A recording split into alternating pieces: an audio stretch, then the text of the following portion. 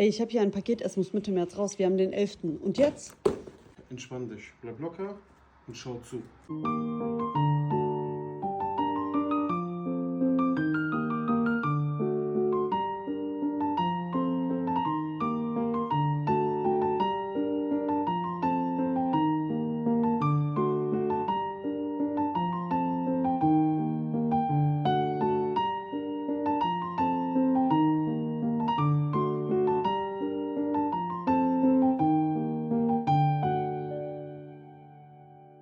Hier sind die 2 Kissen. Die restlichen Kleidungsstücke gehen hier wieder zurück. Die tue ich hier in den Karton rein. Mal hier. Das ist das erste. Das ist das zweite Kissen. Und bei dem sieht die Rückseite so aus. So, dann packen wir es jetzt ein. Und somit ist es rechtzeitig draußen. Respekt an dich. Und morgen die nächste Challenge. Machen wir. So!